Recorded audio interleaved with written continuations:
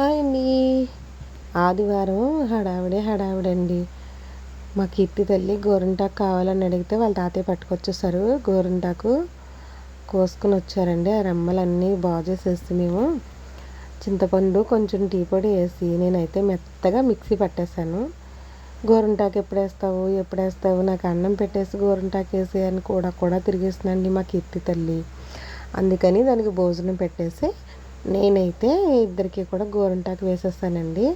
యశ్వంత్ అయితే ఒక చేతికే కానీ ఆడపిల్ల కదండి. అదిగోనండి ఎర్రగా పండేసింది, దానికి పారాని పెట్టించుకుంది. తర్వాత ఉదయాన్నే మా హడావిడి ఏంటంటే పెట్టాను కదండి, షార్ట్ వీడియో పెట్టాను నేను. దీని ప్రాసెస్ అంతా కూడా ఆ చిన్న వీడియోలో పెట్టేశాను అనమాట.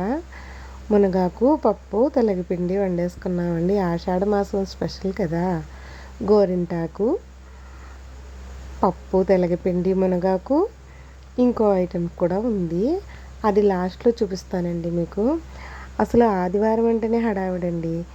ఒక చికెన్ తెచ్చుకున్నా ఫిష్ తెచ్చుకున్నా ఒక హడావిడి అనుకుంటే దానికన్నా ఎక్కువ హడావిడి ఇది పప్పు తెల్లగపిండి వండుకునే రోజునైతే మునగాకు బాగు చేసుకున్న కాడ నుంచి హడావిడే తెలుసండి.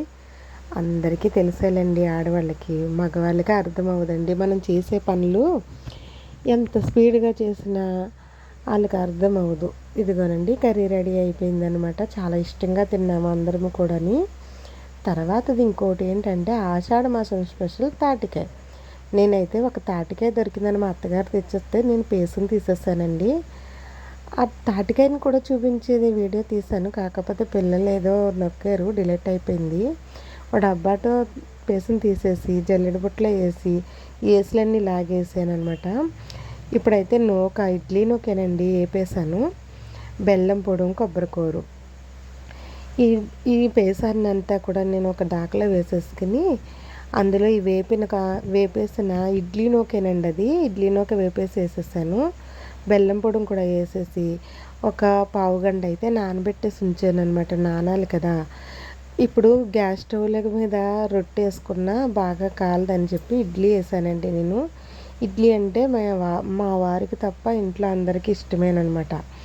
కానీ రొట్టె వేసుకుంటే టేస్టే వేరండి, చాలా బాగుంటుంది కొబ్బరికూర వేసుకుని ఆ రొట్టు. కానీ గ్యాస్ మీద కాదండి, పొయ్యి మీద, కట్టెల పొయ్యి మీద తాటి రొట్టె వేసుకుంటే నిప్పులు పైన వేసేసుకుని ఆ రొట్టు పైన చాలా చాలా బాగుంటుంది. మా అత్తగారు అయితే ఆ కట్టెల పొయ్యి ఉన్నప్పుడు అలాగే వేసేవారనమాట.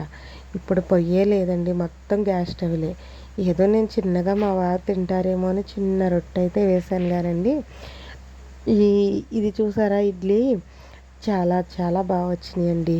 అందులోకి తొలగుండా తినటం కదా, చాలా ఇష్టంగా తిన్నాం అందరం కూడా, పిల్లలు పెద్దలు అందరూ.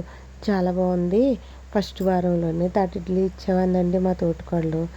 ఇది అలాగా ఫస్ట్ తింటే చాలా సంతోషం కదా. నా వీడియో ఎలా ఉంది, ఒక లైక్ చేయండి.